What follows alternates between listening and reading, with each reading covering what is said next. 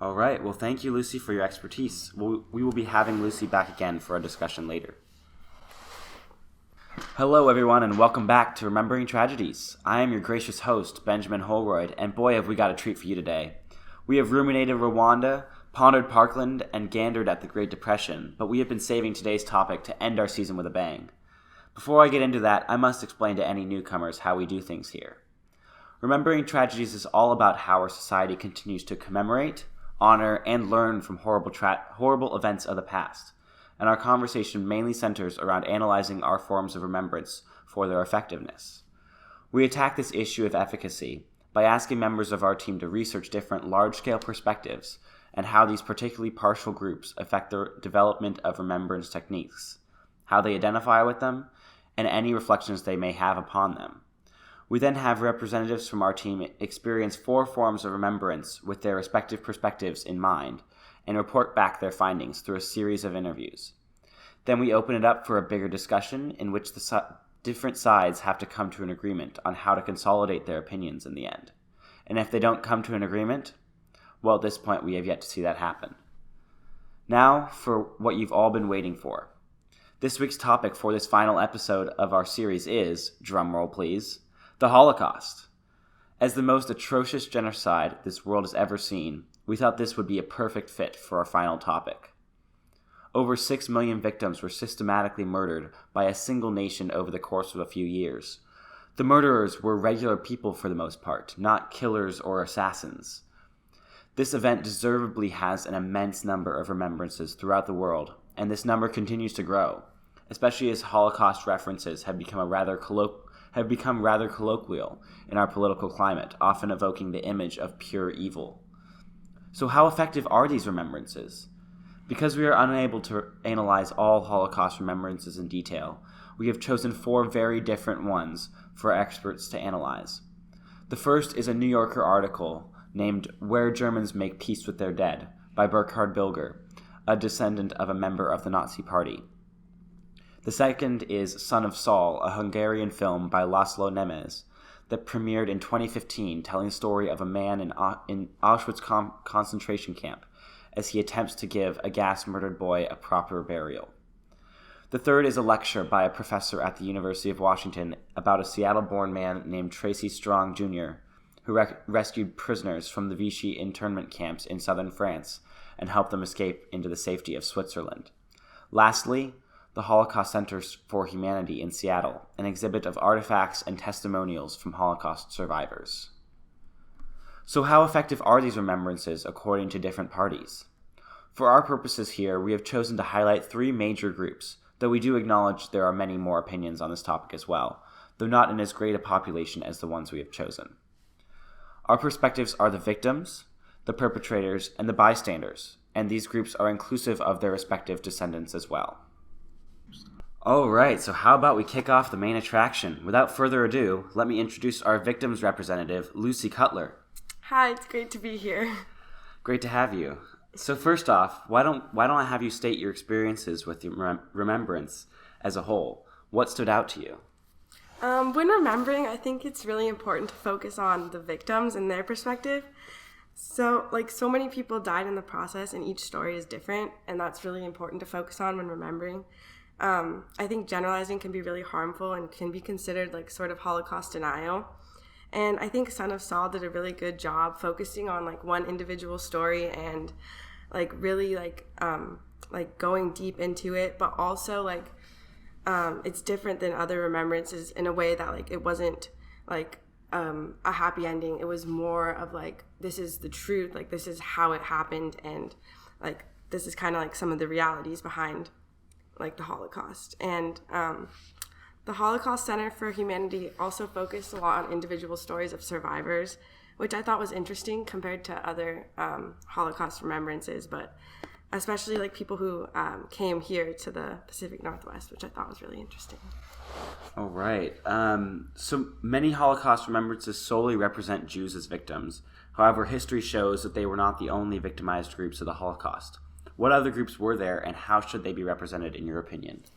Yeah, there were a lot of other groups like Russian and Polish POWs, mentally and physically handicapped, gypsies, homosexuals, and people of color, along with some others. But I think it's important to remember them and talk about it. I feel like it's an important part of the Holocaust, and it might not be as big as like in context to how many Jews were killed, but it's still very important to remember that they weren't the only victims, and I think it's important to talk about it.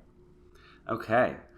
So, as I mentioned earlier, the Holocaust is evoked quite often in political rhetoric.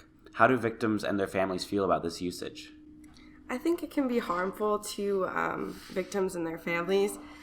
There have been like other genocides throughout history, but I think the Holocaust is unique as in like the amount of people that were killed, as well as the organization of the death camps and the way the process was all put together. And I think it can be offensive to compare anything to the Holocaust, because you can walk the line of like playing it down and making it seem like it's not as important or not as significant as it was. And you're not really getting the full effect, I guess, understanding it when you compare it to something else. Okay. Let's see. In terms of integrating the history of the Holocaust into our education system, what are the most important things to include or emphasize? I think it's important to understand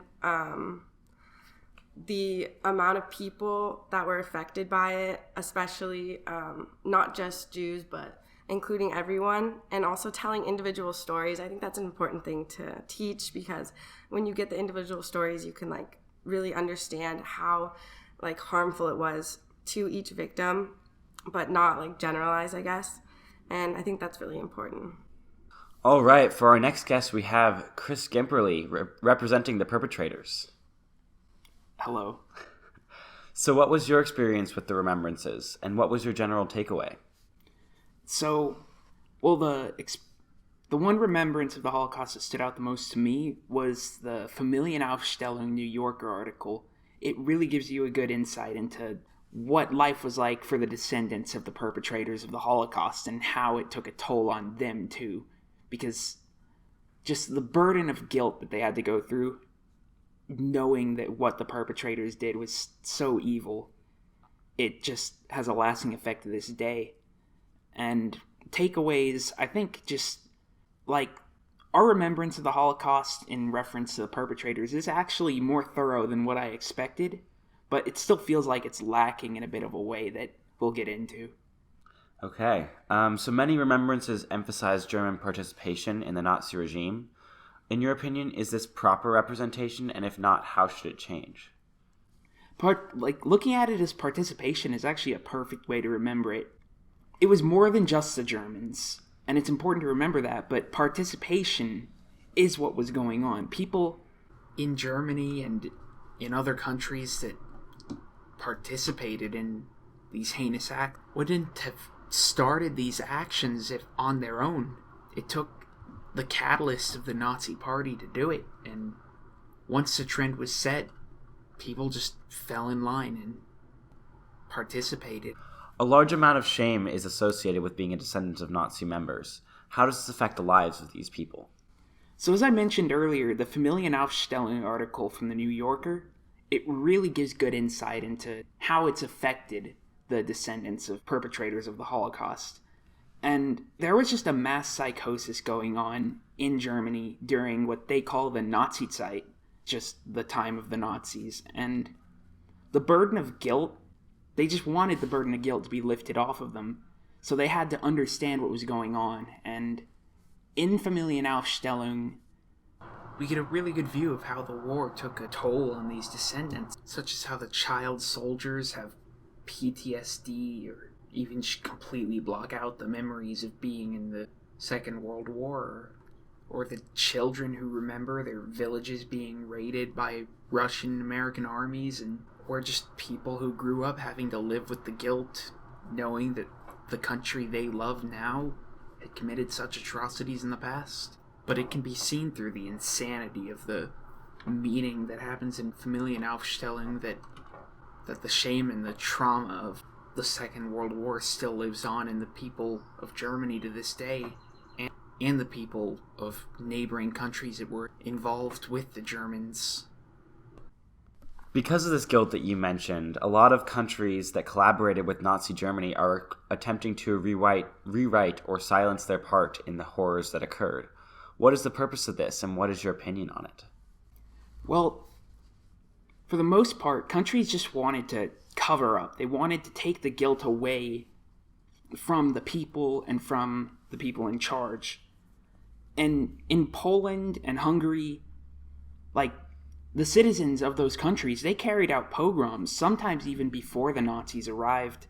And it was pure anti-Semitism, pure hatred, and they were collaborating fully. And countries just wanted to take the blame off of themselves and shift it over to the Germans. And we need to do a better job of remembering that. And recognizing those who are responsible outside of Germany in the atrocities that took place. And honestly, the best thing we can do is just try to better understand how people developed the way of thinking that allowed them to commit such terrible acts. In your opinion, how should we adapt our education system to better understand the lives of the perpetrators? I don't think much needs to change. Right now, we do spend a lot of effort looking into the ideas and just the malevolence of the Nazi regime, and they're the most important to look at because they are the perpetrators of all of this. And people come out of school and they get from movies and articles a very good understanding of just how evil the regime was, and not necessarily the people, but they participated. Next up, we have Melinda Whalen, here to lend us an inside look at a rather silenced opinion, the bystanders. Hello. How was your experience with the remembrances, and what is your opinion on their remembrance styles? I think it's hard to define the experiences with the remembrances because in terms of the Holocaust Museum that we went to, Holocaust Center for Humanity in Seattle, it decided to, I guess, focus on those who chose not to be bystanders rather than those who did, like people who housed Jewish people through the Holocaust, through the war, and people who openly risked their lives to save others. And while that's a very important part of Holocaust remembrance, that's more of defying being a bystander. And so I think that in the nature of the medium for museums, it's a lot easier to make something that's widely digestible and showing people who are being valiant, honorable, and everyone can accept and respect that. But to shift the focus onto something that's maybe a little less digestible for some people, which is those who chose not to be, I guess, heroic or stand up to the Nazis and rather just submit, it's difficult to bring up in such a public and accessible space. All right. So you mentioned that bystanders are a rather unheard of group in terms of remembrance. So bystanders is also a rather vague term for most people. Most people know what it means in a more contemporary context. But I know what it's supposed to mean in this, but for the purpose of bettering our audience's understanding, how will you be defining this perspective?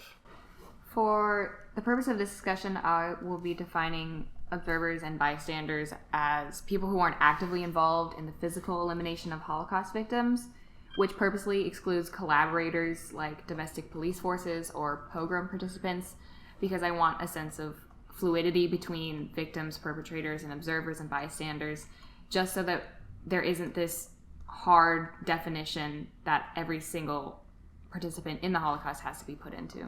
So essentially it's kind of a gray area between victims and perpetrators. Exactly. Somebody who doesn't fit necessarily as a victim, but could be defined as both a victim and a bystander, or both a perpetrator and a bystander. Okay, perfect. Thank you. So people in this category have received a lot of blame for the Holocaust, especially when we consider the aptly named bystander effect. So how does this apply to bystanders in the Holocaust, and is their blame deserved or not? I think the purpose of defining bystanders and observers isn't to delegate blame or to exonerate anyone. It's more of remaining historically accurate.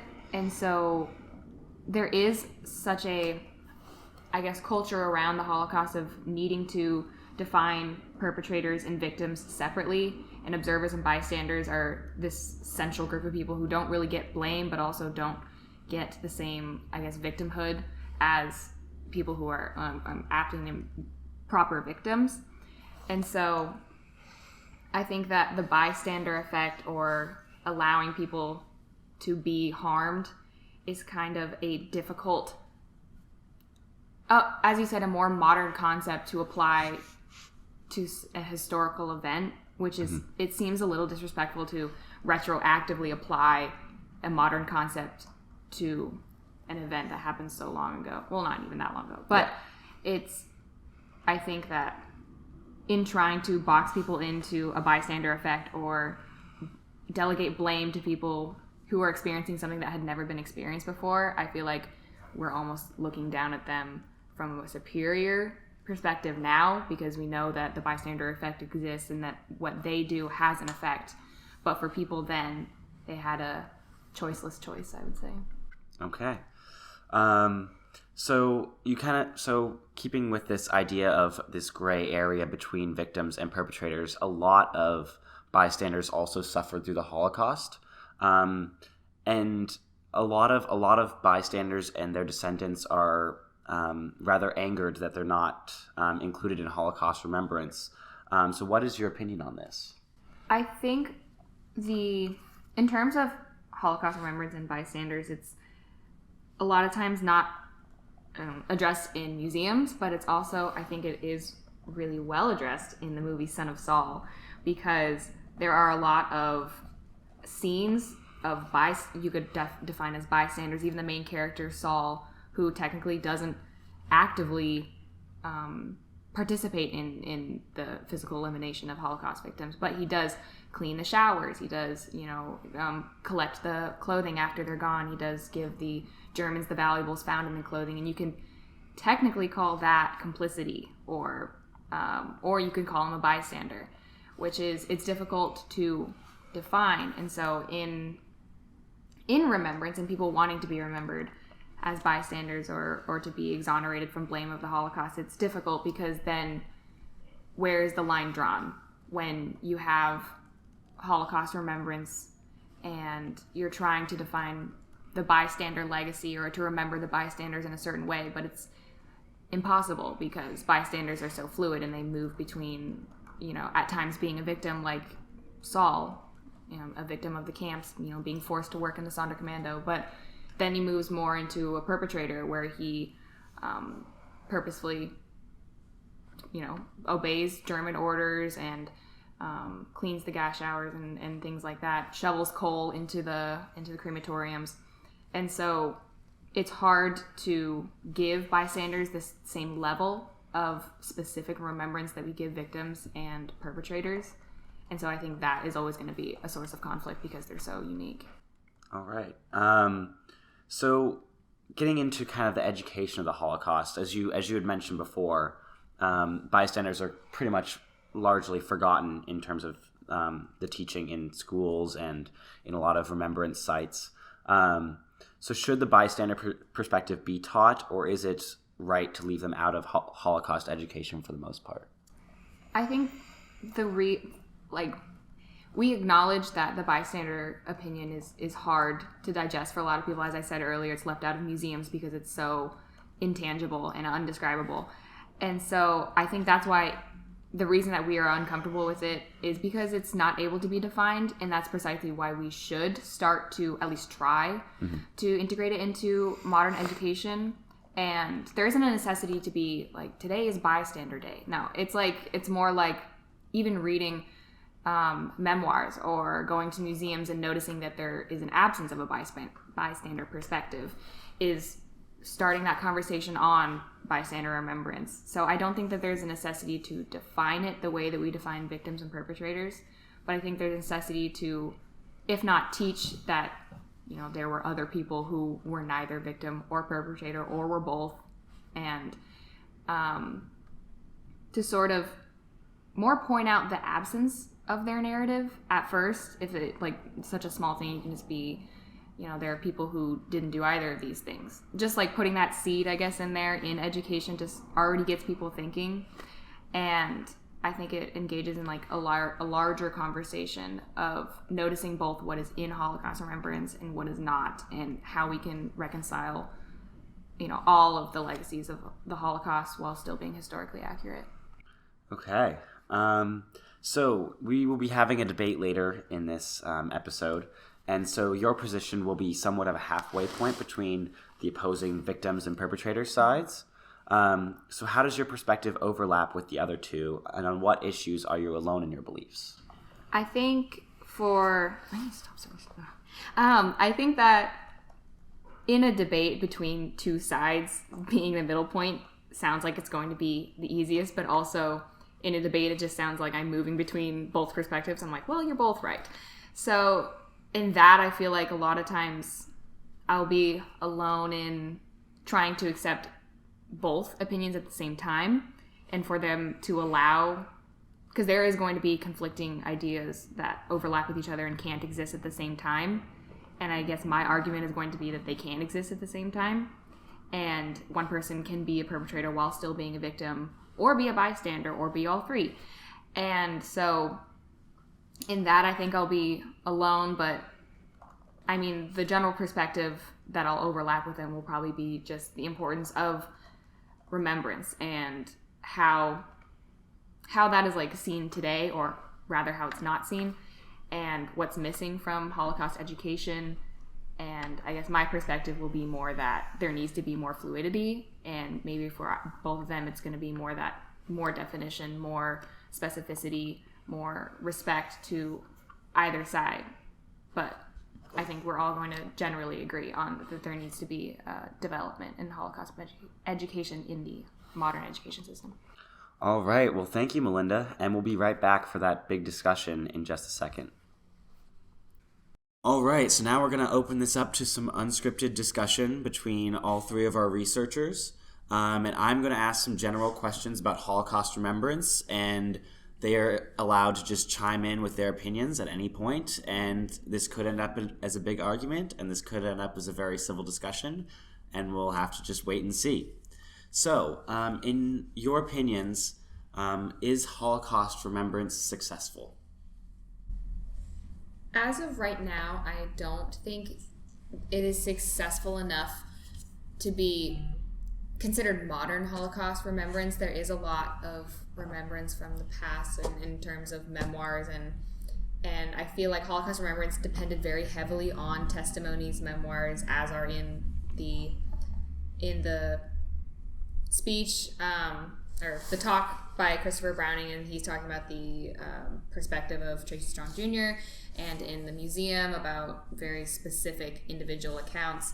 But I think as those, perspectives become a little bit more rare, since those survivors are unfortunately passing away, there's a necessity to expand Holocaust remembrance past perspectives and look more into the roles of each country and the roles of people as a whole, while still being conscious of individual accounts.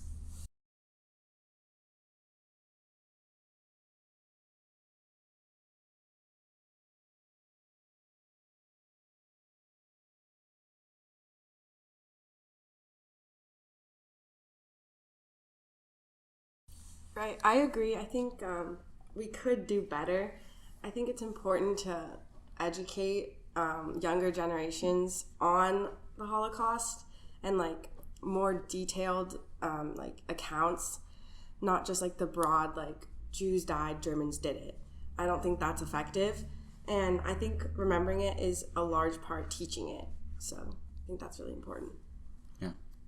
I think our remembrance of the Holocaust is mostly sufficient, but we're really lacking in a clear view of what was going on inside of Germany.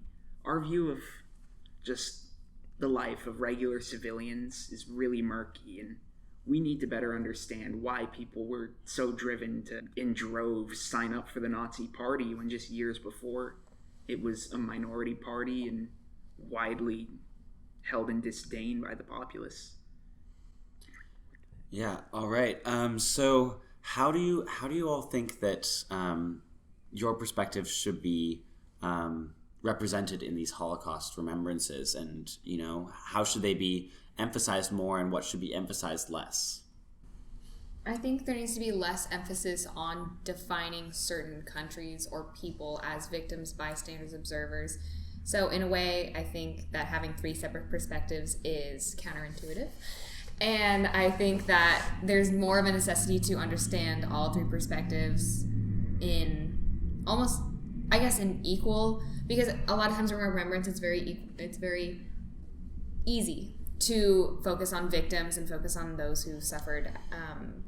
And I understand that that's a very important part of Holocaust remembrance, but because of that, there's been a lack of ambiguity, I guess, and there isn't a place for people to be that isn't victims, but also isn't perpetrators. And I guess the idea of observers and bystanders is real now, and it's a place for people to exist, but it's still grossly underdeveloped, and there is still some, as we discussed earlier, the bystander effect, which is attempting to almost relegate blame to a group that is just somewhere in the middle and is undefined. So I think that there is a necessity to stop being obsessed with delegating blame and who did what and why, and I think there's more just understanding that needs to exist in Holocaust remembrance. So from the victims and the perpetrators' perspectives, what is your opinion on this, the bystander perspective? Because your groups are very defined. One group suffered greatly, and one group committed a lot of the crimes. Like, what is your opinion on this ambiguity? I think, especially with like remembrance in terms of like memorials and stuff, it's always important just to remember the victims. I don't think there's a need to remember the perpetrators when you're talking about memorials. And as for like bystanders and other ways, I think I think the victim's point of view is very important to like the understanding of the whole thing, because so many people were affected by it, and so many people died, and I think it's really important to remember those people. And yeah. So you mentioned that you think it's unimportant to remember the perpetrators. Why do you think that is? Do you think there shouldn't be a blame attached to that, or in terms of the remembrance, or what is your opinion on that there? I definitely do think there should be a blame in general, but when it comes to like memorial sites and remembrances and those types of like ways, I think it's important to just focus on the victims and like really like put work into focusing on that. I agree almost entirely, because it's so easy to just use blame as a tool to get through your frustration about the atrocities of the past, but you need to understand the ideologies that led to those atrocities. Not just shrug off what led to it and just say that it's the fault of one person or group. Ignoring the cause could lead to something similar happening again in the future. Okay, so I have a question for both of your perspectives, I guess. In the movie Son of Saul, the director, Nemes, explains a lot that he was frustrated by other Holocaust films and how they often try to tell stories of survivors and heroism. Do you think Son of Saul, what do you think about the perspectives presented in Son of Saul? Do you think it was respectful to victims, perpetrators, and bystanders, or did it have leanings towards one of them? I think it was respectful to victims, perpetrators, and bystanders. I feel like it was, in a lot of ways, like, it wasn't the typical like Holocaust movie, but I think it was more like real because it was more like gruesome, more like honest, not perfect. Not everything ended up good. Like, I think that was important to the story, and like how much the victims suffered specifically, as well as others, but mostly the victims.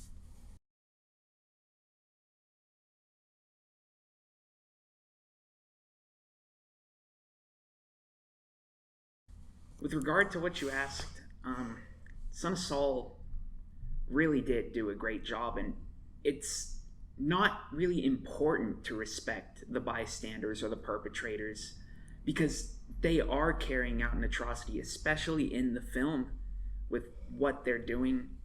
It's important to be accurate, but respect.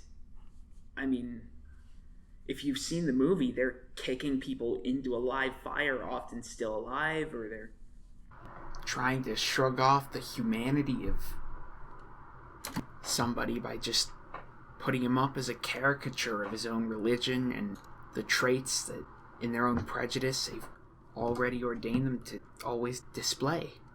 And even they targeted rabbis in the camp so that people couldn't practice their religion. It's just, Son of Saul showed how the SS was trying to defeat the culture, religion, and ideologies of the people in the internment camps by trying to erase their identities. So with that in mind, so in this movie, where does Saul himself fit in your perspective? You know, you mentioned, Chris, that you think respecting the bystanders is rather unimportant, but Saul himself seems like he's kind of ambiguous in terms of being a victim and also being a perpetrator, kind of being in that middle ground. Where do you think he fits on this big spectrum? Well, honestly, he is a victim, and they try to show throughout the movie through the skewed angles, the narrow pan shots, and the tight FOVs, the disassociation that people who went through this experienced. It's really hard to feel like you're there during the movie, but you feel like you're experiencing it with him because everything in the background is a blur. He doesn't know what's going on a lot of the time. He's just doing what he's being told to do under the threat of death. And yeah, I agree. I think he's a victim. He is a Jew from Hungary, so I think he's put in the camp against his will. Obviously, he's forced to do things against his will to survive. So I think he is a victim as well. I think there are times where you can define him as a perpetrator. As I was talking about earlier, complicity is difficult to define in terms of, you know, if somebody is a victim but also complicit, does that forfeit their victimhood and things such as that. So I would say that there are times in the film where Saul could be considered a perpetrator but also a victim, because it's hard to call him a perpetrator, as I said earlier, when he's under the threat of death. And in that respect, he is like a mindset of a victim but sort of embodies a perpetrator. And so there are a lot of characters in the film like that where there's meant to be this ambiguity around them, and that's pretty much why I think this film is so important, because it is any character you chose, and even the doctor that Saul talks to in an attempt to get the body of the boy, which is the main part of the film. The doctor specifically says, I'm a prisoner like you, and so that almost even further mystifies everything. Who can be considered a Nazi collaborator? The doctor could, Saul could, and so I think that this movie does a great job in being ambiguous, which is what a lot of critics said was a negative of the film. But I think that purposely being ambiguous and purposely being unwilling to define Saul as the good guy, the bad guy, the perpetrator, the victim was one of its strongest points. So I think you all so far have generally agreed that Son of Saul is a very, very effective form of remembrance, in terms of, you know, its reality, its I guess what's the correct word here? Historical accuracy. Yeah, historical accuracy. There we go. What exactly would it mean to consolidate your three opinions, your three perspectives into Holocaust remembrance, and how would a piece of Holocaust remembrance like Son of Saul be effective for all three perspectives? What would that mean? its portrayal of the perpetrators was in a lot of ways shocking and sort of accurate, or as far as we can know. Yeah, I mean, in the scene where he's being paraded around by an SS officer, mocked for his religion, and yeah, it just shows really effectively how the goal of genocide in Germany was to target their identity, their culture, their religion, and to exterminate it. Well, at least as far as for the perpetrators. Yeah, I think combining all of our three beliefs, I think obviously for me it would be like, showing the victim, showing their struggle.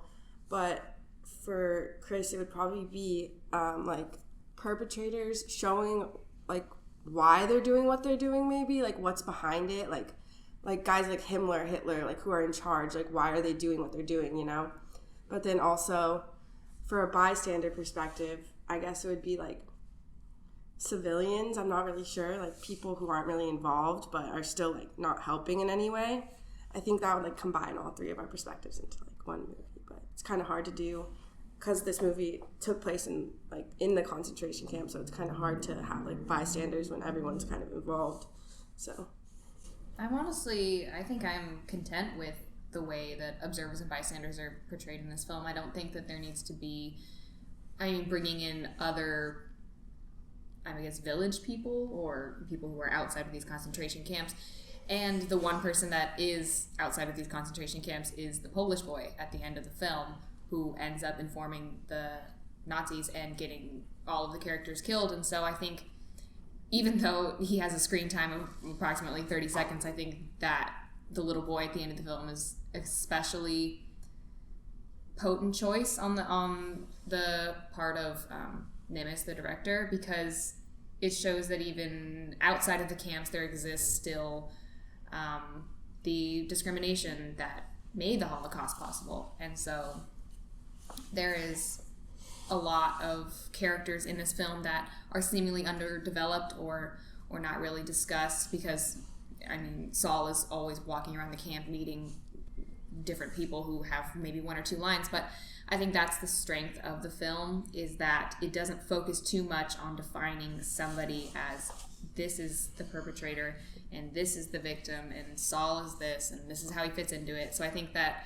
having so many different characters that almost like bombard the plot is more representative of reality and historical accuracy, which I think is the most important part of Holocaust remembrance rather than guilt and blame. Okay.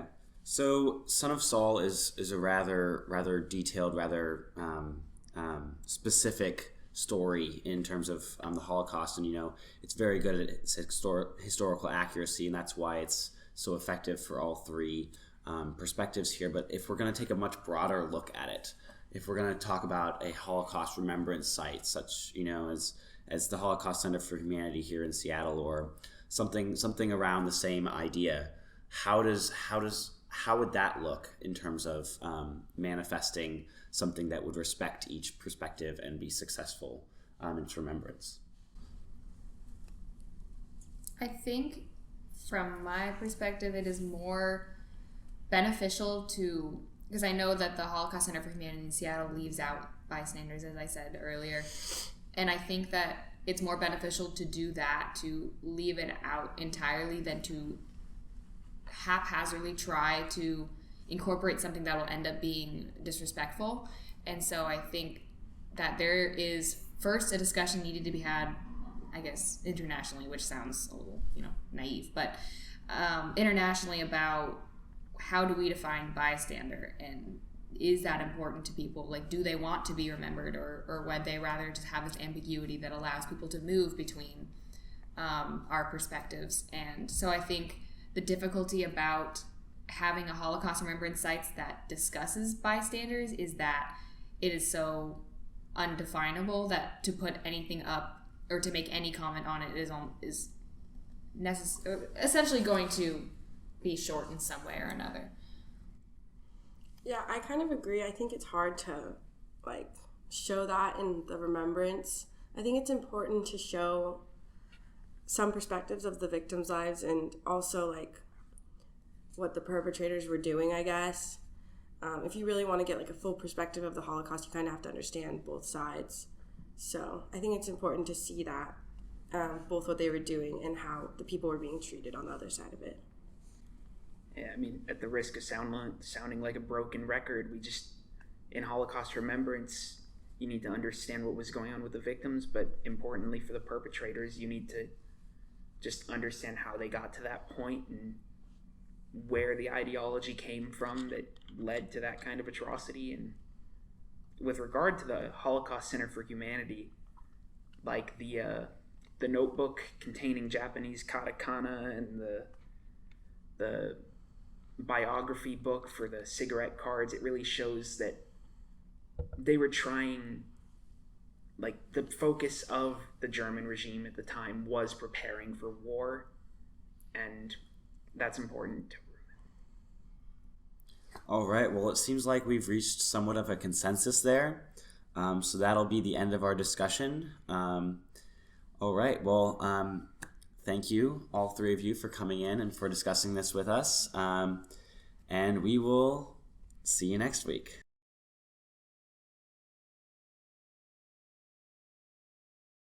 So, in your opinion, how should we adapt our education system to better the lives of the perpetrators?